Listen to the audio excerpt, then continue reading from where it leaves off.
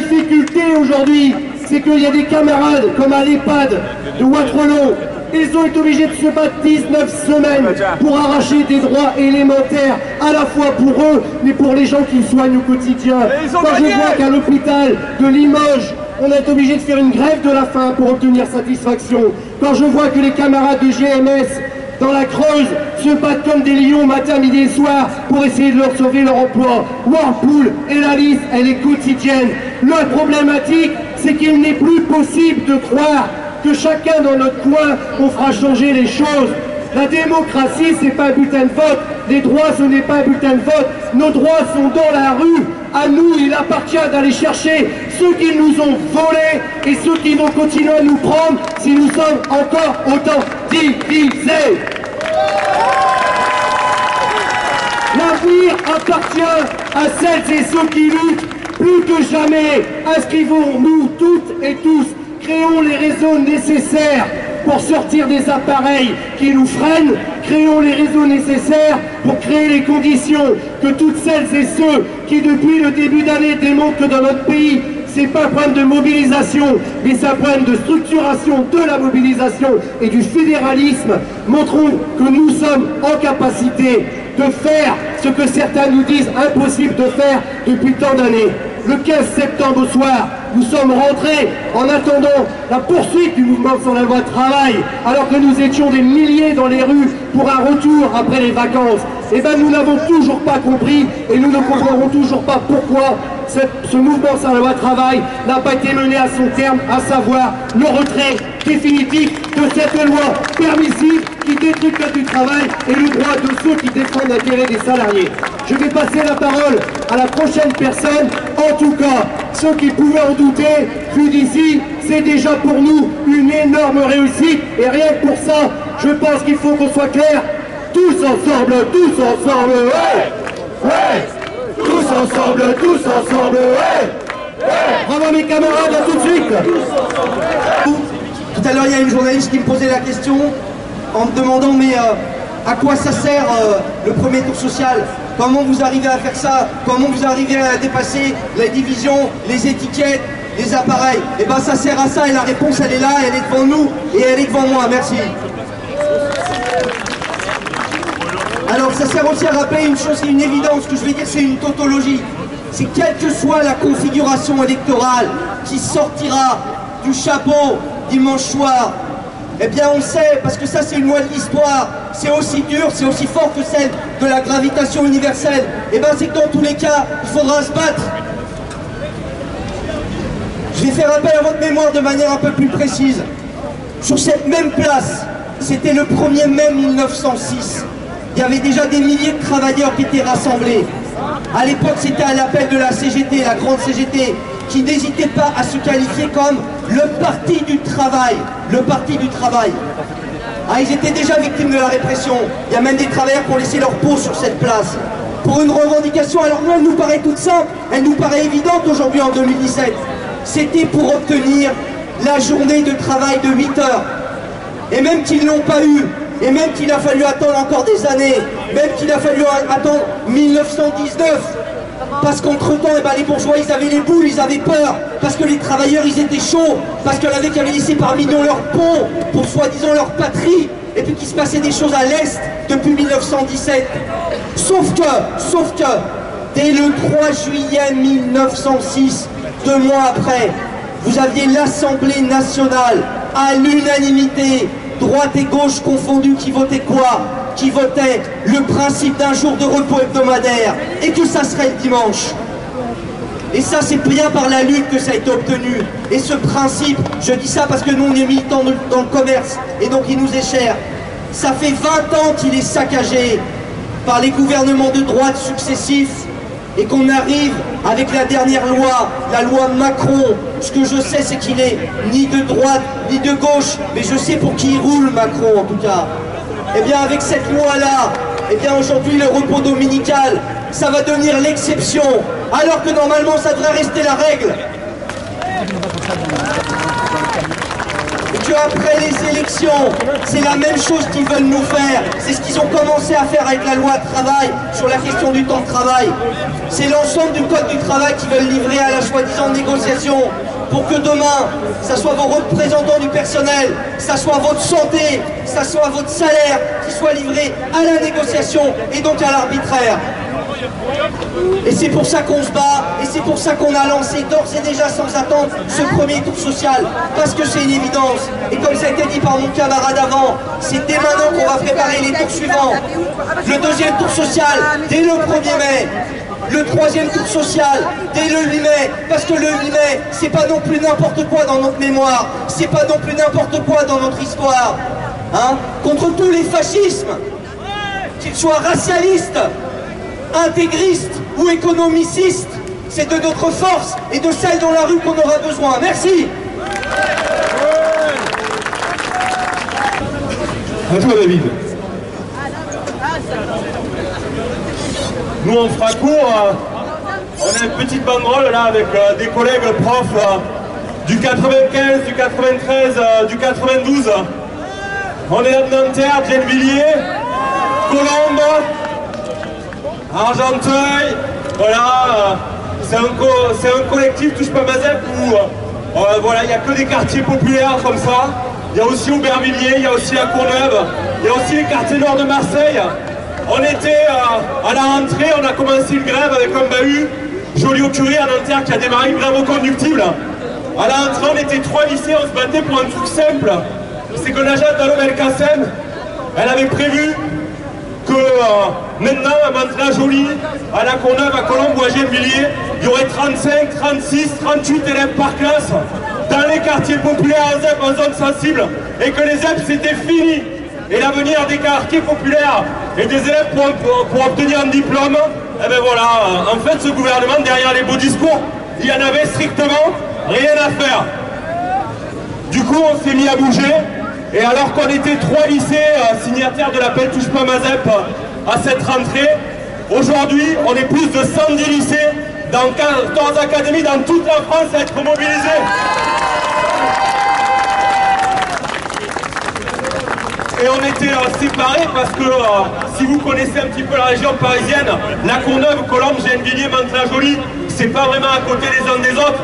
Ils avaient parié sur le fait qu'on serait isolés les uns des autres.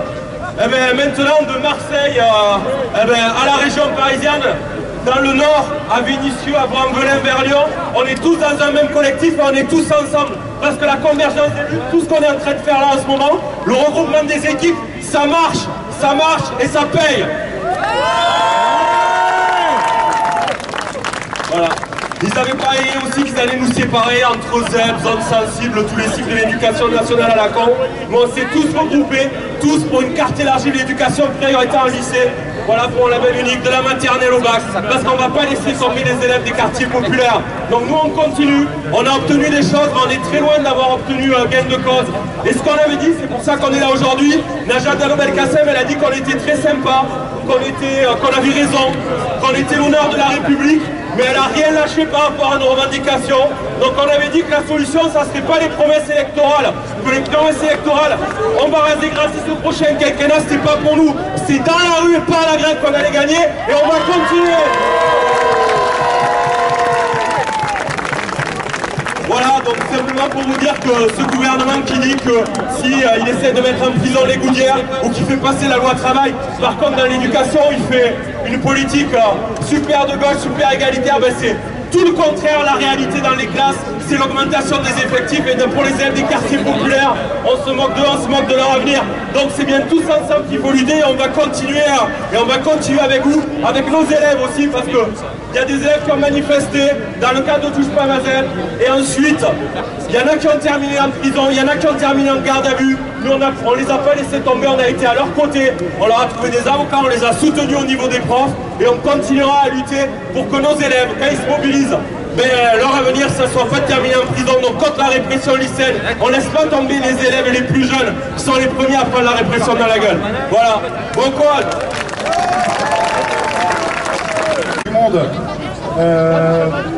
Donc on intervient aussi suite à la loi travail. Le copain de l'éducation va parler, moi je vais vous parler de la loi santé.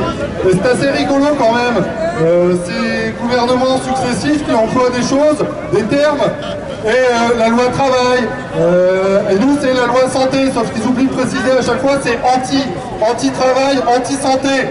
Et nous je peux vous le dire, on est très touchés dans le milieu de la santé publique. Donc comme disait tout à l'heure Mickaël, nous on sort de 19 semaines de grève, de lutte. Pourquoi? Parce que nous on travaille dans les EHPAD. Les EHPAD, c'est quoi? C'est les maisons de retraite, souvent des zones de non-droit. Et pourquoi on a réussi à faire 19 semaines de lutte?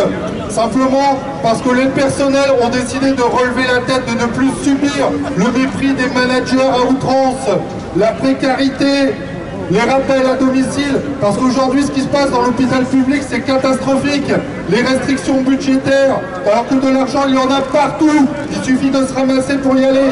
Sauf que nous, on nous fait mourir dans nos hôpitaux, on ne compte plus le nombre de suicides de soignants sur leur lieu de travail, et tout ça c'est totalement inadmissible. Alors aujourd'hui, nous on n'a qu'une exigence, c'est qu'une loi santé, une vraie loi santé qui soigne tout le monde, parce qu'aujourd'hui l'hôpital public est le bien de tout le monde, et il ne doit pas aller dans les mains des capitalistes qui se font de l'argent sur les malades, sur la souffrance humaine. C'est inadmissible. Pardon. Les souffrances humaines, c'est inadmissible. Pourquoi? Parce qu'aujourd'hui, l'hôpital public accueille toute la misère du monde, souvent dans des lieux bien éloignés. C'est le dernier service public ouvert 24 heures sur 24, où on ne soigne pas que le domaine médical, on soigne aussi, et souvent l'hôpital c'est la porte d'entrée où on règle les problématiques sociales, où on lance les alertes. Et tout ça, il faut que ça cesse. Donc aujourd'hui, il ne faut plus que nous soyons seuls, il faut que tout le monde converge vers des luttes massives. Voilà, merci. Il y a des petits comiques à Infocom et c'est aussi pour ça qu'on les aime. Donc Gaël de Sud-Post 92.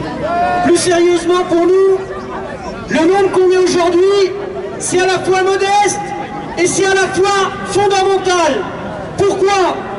On était un certain nombre, le lendemain du 15 septembre, après avoir bagarré pendant 4 mois contre la loi travail et pour son abrogation, contre la loi travail et son monde, à être bien dégoûté, à avoir bien la rage, qu'il n'y ait rien, qu'il n'y ait pas d'autres manifestations, qu'il n'y ait pas d'autres appels à la grève, qu'il n'y ait pas d'autres appels à la mobilisation. Et on s'est dit, des syndicalistes de Sud, de la CGT, mais aussi des camarades que l'on a rencontrés dans le cadre de cette bagarre, soit contre les violences policières, soit des fronts de lutte avec des jeunes qui étaient dans le cortège de tête. Eh bien, on a voulu dire ensemble à un moment donné, ce n'est pas normal de juste être là à critiquer ce que font pas les autres. On veut arrêter d'être dans cette situation de pinailleurs, de critiqueurs, de dire telle direction syndicale devrait faire ceci, telle autre direction syndicale devrait faire cela, mais plutôt de se donner les moyens de pouvoir faire ensemble. Et c'était l'objectif et l'objet avant tout du premier tour social et du 22 avril. Alors pour nous, qu'est-ce que l'on veut dire de façon forte? On veut dire de façon forte que quel que soit le résultat des élections présidentielles, tout ce qu'a obtenu notre camp social, tout ce qu'a obtenu la jeunesse, ça a toujours été au travers des grèves, des occupations, des mobilisations. Il n'y a pas tout ce qu'on a obtenu en 36 ou en 68, c'était dans aucun programme électoral. Alors effectivement, cette question-là qui semble tellement basique, cette trêve électorale qu'on voulait à tout prix stopper, éviter, pour nous ce n'est qu'un début. Très souvent, mon patron à la Poste, qui nous voue, on va dire, un amour qu'on lui rend bien, nous disait à plusieurs reprises, mais vous savez le problème avec vous, c'est qu'en fait vous contestez le pouvoir de l'employeur. Et il nous a dit, on lui a dit, mais en fait t'as tout compris. Effectivement, on conteste le pouvoir de direction de l'employeur. Parce que ça serait quand même un petit peu fou, un peu hallucinant. On passe plus d'un tiers de la journée au travail. Et on voudrait leur laisser ce tiers de temps quotidien sous leur emprise, sous leur direction. Ne pas pouvoir décider de notre avenir. Eh bien nous, au contraire, au travers de la loi travail et la contestation de son monde, c'est tout l'inverse que l'on veut. C'est on veut pouvoir décider dans les entreprises, dans les quartiers populaires et dans les lieux d'études. Nous voulons effectivement tout. Nous voulons décider de notre avenir. Alors aujourd'hui, quelles sont les suites? On va déjà, et c'est pas rien, en plein état d'urgence, manifester dans les rues de Paris. Manifester d'ici, République, jusqu'à Bastille. Mais bien évidemment, on ne veut pas qu'on nous refasse le coup de 2002. Si on parle de premier tour social, pour nous la prochaine échéance, la prochaine mobilisation, ce sera le 1er mai. C'est la fête et la journée internationale des travailleurs et des travailleuses. Mais ce 1er mai, on voudra nous donner un contenu qui est un contenu revendicatif, un contenu combatif. Mais on ne nous refera pas le jeu de 2002. On ne nous dira pas que pour combattre la peste, il faut choisir le choléra. Cette stratégie qui vise à choisir la peste contre le choléra, en 15 ans, la seule chose qu'elle a fait, c'est engraisser et la peste et le choléra. Donc pour nous, on sera en grève ou en manifestation, on sera en mobilisation le 1er mai. Mais pour dire haut et fort une chose, c'est qu'ils ne nous voleront aucune de nos luttes, aucune de nos décisions, aucun de nos avenirs. On a notre arme, qui est celle de la mobilisation et de la jonction entre les secteurs. Ce que l'on a réussi à faire aujourd'hui, avec un certain nombre d'organisations syndicales, associatives et différents fronts de lutte, ce sont des graines que l'on a semées pour l'avenir. Des graines que l'on sème pour l'avenir dans les combats qui sont devant nous. On continuera à se bagarrer, bien évidemment, pour l'abrogation de la loi travail. On continuera à se bagarrer, bien évidemment, contre toutes les formes de répression, qu'elles soient syndicales ou dans les quartiers populaires, toutes les formes de répression du mouvement social. Mais on portera haut et fort quelque chose, une boussole qui est pour nous fondamentale, qui est la boussole de la lutte des classes, qui est celle de dire, c'est nous qui produisons avec ou sans travail, c'est donc à nous de décider. C'est nous le pouvoir et personne d'autre. Cette question basique, on voulait la rappeler aujourd'hui à la veille des élections. Merci à vous. Bonjour à toutes et à tous. Donc je vais enchaîner sur une partie du discours que Gaël a fait. Effectivement, l'important aujourd'hui, c'est que ce premier tour social ait lieu. Sur les initiateurs de ce mouvement, c'était de dire, souvent on parle du troisième tour social, après la déception liée aux élections. Quel est le mode de démocratie, enfin soi-disant démocratique qu'on nous impose aujourd'hui? C'est de dire, vous mettez votre bulletin dans l'urne tous les 5 ans, et après pendant 5 ans, le peuple doit fermer sa gueule et subir des politiques antisociales, contre la souveraineté du peuple, et qui vont à l'encontre du pourquoi on a mis le bulletin dans l'urne. Le dernier gouvernement en est la meilleure preuve, c'est-à-dire qu'on a des gens qui sont capables, donc ils savaient dès le départ, qui sont capables de tourner le dos et de faire une politique totalement contraire à ce pourquoi ils ont été portés au pouvoir, sans jamais pendant 5 ans avoir à rendre de compte et avoir surtout le peuple qui puisse intervenir démocratiquement pour reprendre sa voix. Chaque décision politique devrait traduire la volonté populaire et du peuple, c'est ça la vraie démocratie, et on n'y est absolument pas aujourd'hui en France, au XXIe siècle, c'est une réalité. Donc c'est extrêmement important qu'on soit là aujourd'hui pour dire, de toute façon, quelle que soit l'issue du scrutin présidentiel, ce n'est pas une femme, un homme qui pourra porter le destin de notre pays, c'est bien le peuple uni tous les jours, au travers de sa mobilisation, de sa prise de conscience, de sa présence citoyenne, qui devra exprimer effectivement les volontés populaires et vers où on veut faire aller notre société. Ce que disait Gaël, c'est vrai, il y a beaucoup de salariés ici, Malheureusement, il y a des gens aujourd'hui en France qui n'ont pas le droit au travail, alors que le travail est un droit, c'est inscrit dans notre Constitution. Et par exemple, effectivement, ce préambule-là, il n'est même pas respecté aujourd'hui. On nous dit quoi aujourd'hui? On nous dit allez travailler, laissez votre conscience à la porte de l'entreprise, et pendant 8 heures, 9 heures, 10 heures par jour, vous devrez travailler pour une misère, vous taire, ne pas être citoyen, avoir vos deux bras, vos deux jambes et le cerveau, il reste à la porte. Et bien ça, c'est inadmissible, on n'en veut pas. On revendique le fait d'être des citoyens 24 heures sur 24, y compris dans l'entreprise. Et allons plus loin que ça. Moi qui suis d'une grande entreprise ex-publique, qui a été privatisée contre la volonté du peuple, et qui depuis la privatisation en 2004, les résultats c'est 70% d'augmentation du prix du gaz pour tous les Français, plus de 30% d'augmentation du prix de l'électricité pour tous les Français, 10 millions de familles en situation de précarité énergétique aujourd'hui. Et les dirigeants qui ont fait effectivement ce crime, parce que c'est un crime aujourd'hui d'avoir des enfants d'ouvriers, des enfants d'immigrés qui ne peuvent pas se chauffer l'hiver parce que c'est trop cher et qui dorment avec des pulls, avec des maladies dans leur logement. Et ça, c'est le capital qui est responsable de ça. Les criminels, ils sont là. Et donc par rapport à ça, l'entreprise dans l'entreprise, qui fait le travail?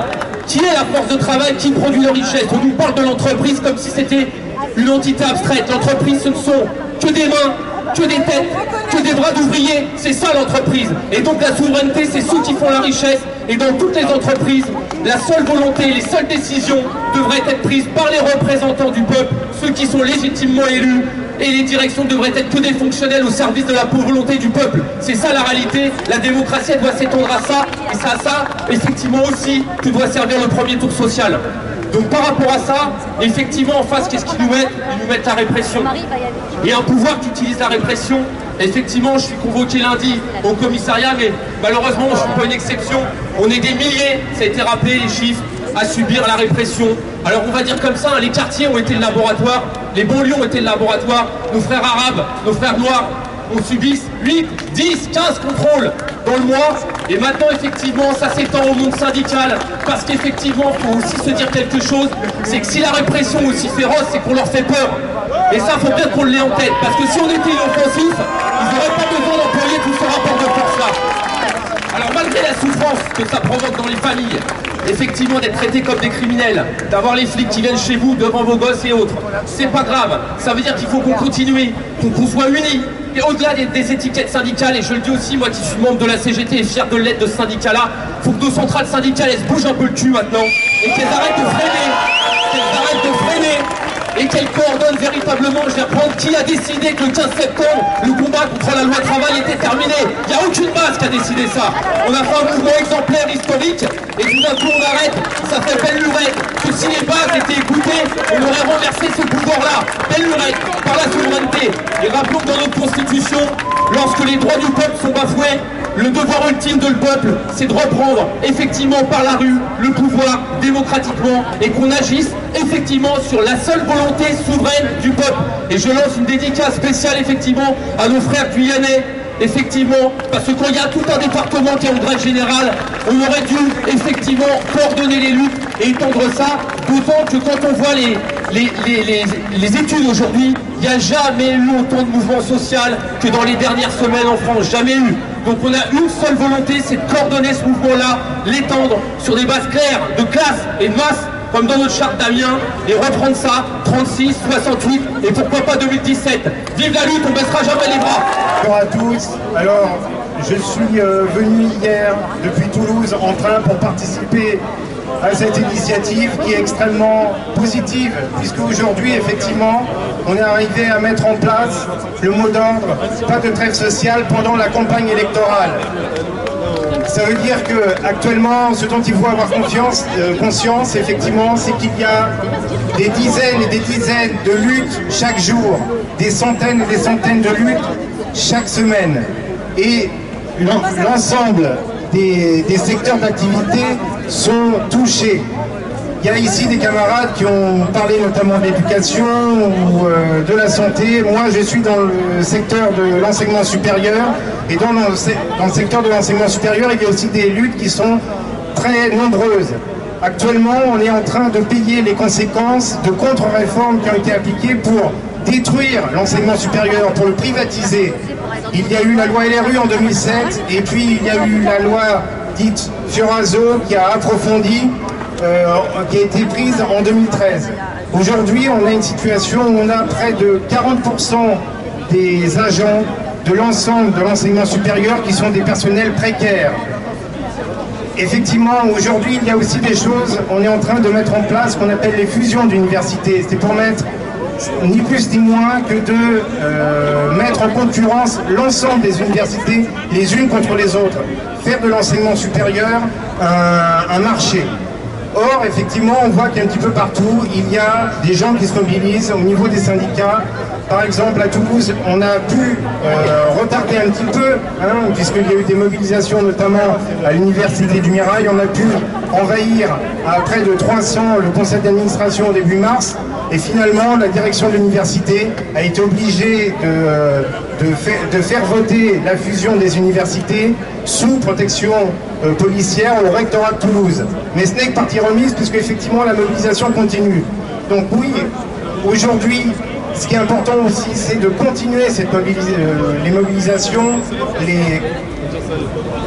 de continuer la mobilisation, effectivement, de donner une continuité au premier tour social, comme plusieurs camarades ont dit, de faire un deuxième, un troisième tour social. Il y a une échéance immédiate qui est le 1er mai, et continuer, puisque effectivement, quel que soit le résultat qui sortira des urnes, on sait qu'il va falloir continuer à se mobiliser pour défendre nos droits et en arracher de nouveaux. Je vous remercie.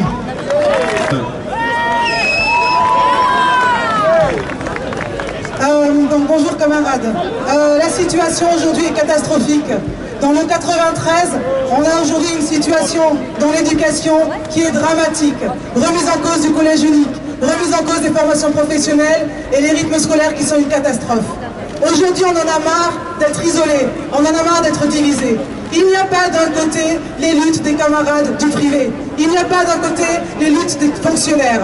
On doit être tous ensemble, comme en Guyane, et on doit obtenir une victoire. On en a ras-le-bol d'être tout seul dans notre coin, on en a ras-le-bol d'être divisé et que ça arrange le patronat et le gouvernement. Le premier tour social ne se terminera pas ce soir, il a pour objectif d'être pérennisé et de nous permettre d'obtenir encore de nouvelles victoires. Je rappelle, camarades, que notre lutte contre la loi travail n'est pas terminée, elle est en cours. Nous allons repartir à l'offensive pour obtenir son abrogation. Et c'est la raison pour laquelle nous saluons le combat des camarades de l'énergie qui ont obtenu que la loi travail ne soit pas appliquée. C'est la raison pour laquelle nous saluons également le combat des militants qui ont lancé la bataille juridique dans différents secteurs et qui défendent le droit des salariés, qui se saisissent des référendums, etc. etc. Aujourd'hui, c'est une première date, ce n'est qu'un début. Nous allons répercuter le premier tour social, nous allons le massifier, et dans la rue, bientôt, nous ne serons pas 800 en place de la République, nous serons comme le 14 juin, 1,5 million, 2,5 millions pour la grève générale, pour l'abrogation de la loi travail et de nouveaux droits. Bon, je vais essayer de faire vite. Alors, aujourd'hui, ce qui nous rassemble, c'est tout ce qui nous a ressemblé pendant le printemps dernier.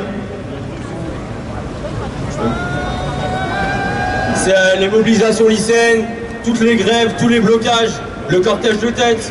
On est tous conscients ici que peu importe le candidat qui sera élu ce dimanche, les temps qui s'annoncent seront durs socialement et policièrement.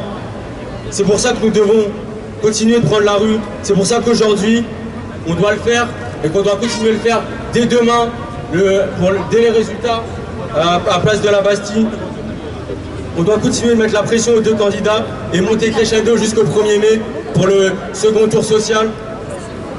On doit donner ton dès maintenant, peu importe le candidat qui sera élu, pour lui montrer qu'il devra affronter la rue. Dans tous les cas, on sera là, on tiendra la rue tous les jours s'il le faut, on lâchera rien. Et qu'ils peuvent continuer, ils peuvent délocaliser des entreprises, ils peuvent continuer à faire ça. Mais dans tous les cas, ils n'arriveront jamais à nous prendre la rue. Alors on sera là demain soir. On sera là dès 20h, à partir de 21h, peu importe, mais on sera là à Bastille, on sera là le 1er mai, et on sera là les soirées du second tour, peu importe le candidat, on lâchera rien. Merci. Bonjour à tous les camarades et camarades qui sont là. Donc nous, le collectif féministe révolutionnaire, on est venu aujourd'hui parce qu'on tient à affirmer la nécessité que les secteurs en lutte que les militants syndicaux, les militantes syndicales combatifs et combatives se saisissent des enjeux féministes et LGBTIQ+. Les femmes et les minorités de genre travaillent. Elles et ils sont dans le mouvement ouvrier.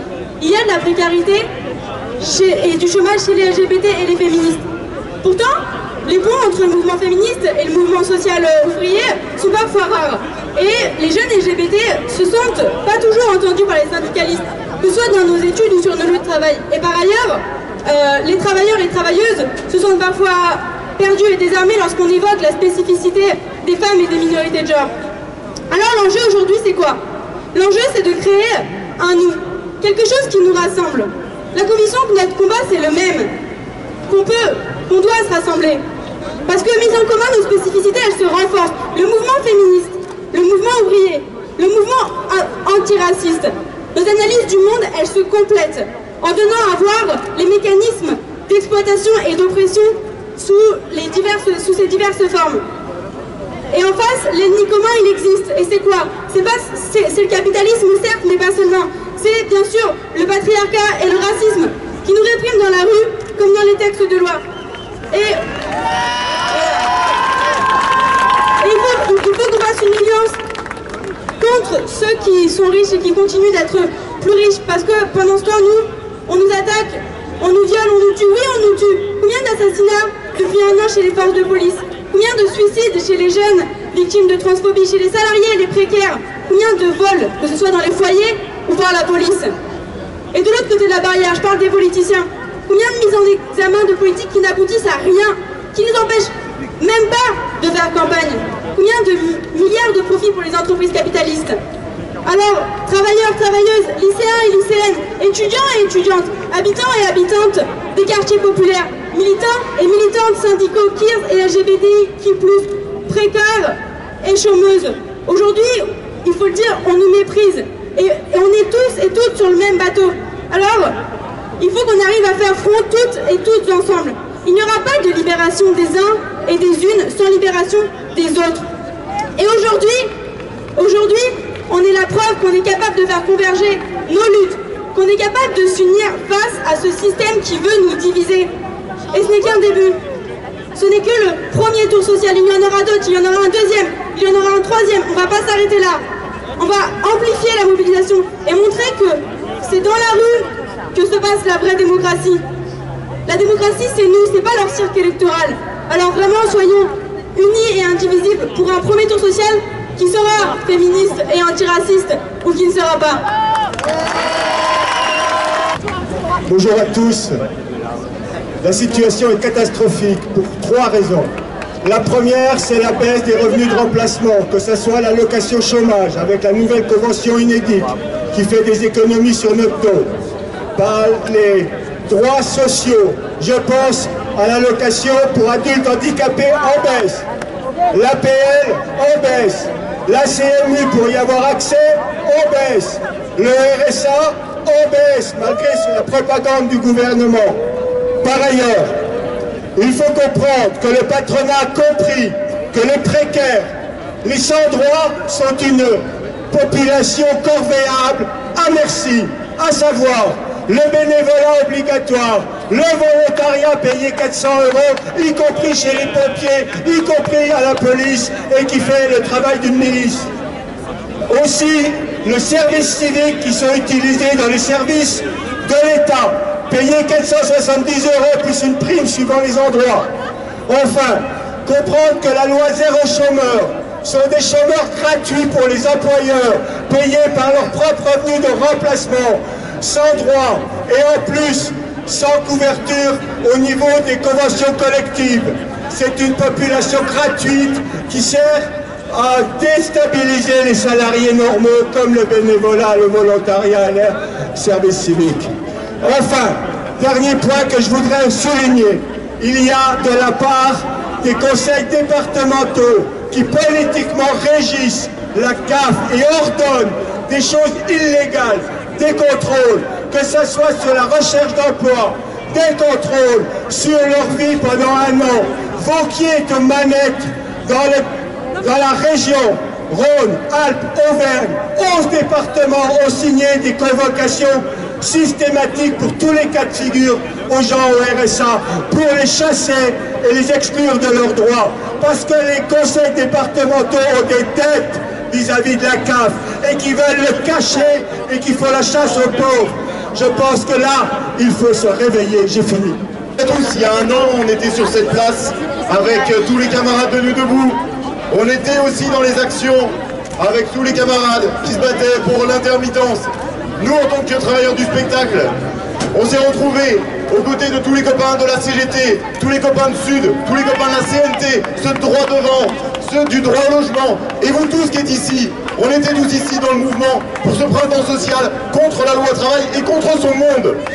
On sait qu'un an après, si on n'a pas gagné contre la loi travail, si on n'a pas gagné contre son monde, on a quand même le plaisir de vous dire qu'en tant qu'intermittent, on a gagné contre le MEDEF et contre la direction de la CFDT. Dans toutes ces luttes, dans toutes ces mobilisations, on sait que nombre d'entre nous ont été arrêtés, ont eu des pressions de la part de leur direction, ont eu des procédures de licenciement, de mise à pied. On sait qu'il y en a beaucoup qui ont passé du temps en garde à vue et certains, beaucoup de temps, beaucoup trop de temps en prison. On continue aujourd'hui à soutenir tous les copains et les copines qui ont des procédures, que ce soit des procédures au sein de leurs entreprises ou que ce soit des procédures judiciaires. Et un truc que je peux vous dire, non seulement on sait tous ici qu'il y a besoin de continuer à se mobiliser, parce que quel que soit le résultat d'une élection, c'est pas ça qui résoudra nos problèmes. Il va falloir qu'on soit le 1er mai, on l'a dit, et les jours suivants, et les mois suivants, et peut-être même les années suivantes dans la rue, dans les luttes. Mais rien que pour les copains et copines qui ont encore des poursuites, je peux vous le dire, le meilleur moyen de nous soutenir, c'est de mobiliser encore plus, toujours, pour aller gagner de nouveaux droits. Alors à bientôt dans les luttes. Tout le monde. Alors je l'ai pas dit. Il l'a pas dit. Je suis salarié avant tout d'une entreprise où quand on n'est pas content, on arrache les chemises des patrons. Déjà, je voudrais vous dire que je suis super heureuse d'être avec vous ce soir. Super heureuse, pourquoi? Parce que c'est pas spécialement gay, hein, ce qui se passe ici.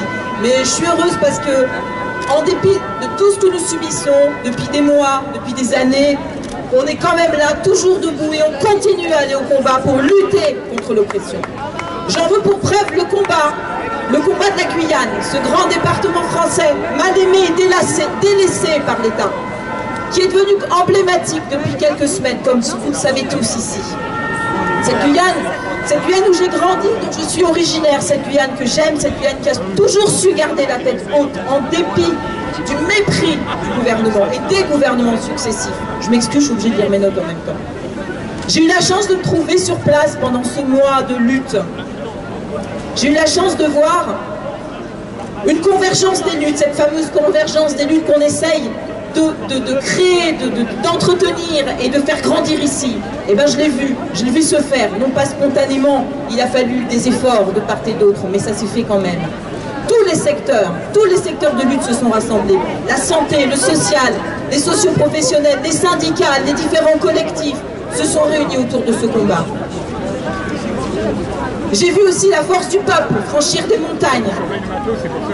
J'ai vu des initiatives populaires se mettre en place, des ateliers d'éducation populaire sur les barrages, des distributions de nourriture gratuite, des veillées politiques, la parole citoyenne. Et tout ça parce que quoi? Parce que la lutte, elle est légitime, parce que la cause, elle est légitime, et la nôtre aussi, ici, elle est légitime. Un protocole a été signé hier avec l'État français. C'est une avancée. Ce n'est pas une guerre qui est gagnée, c'est juste une bataille. On sait très bien qu'il va falloir être vigilant et suivre pas à pas ceci.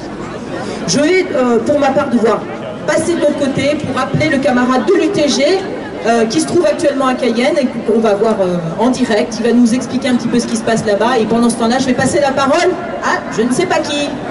Je suis aujourd'hui ici parmi vous pour dénoncer la quintessence du capitalisme qui se manifeste à travers la création de nouveaux compteurs électriques, gaz et eau, compteurs Linky en France. C'est une tentative d'intrusion inacceptable dans la vie privée, big data et tout ce qui s'ensuit.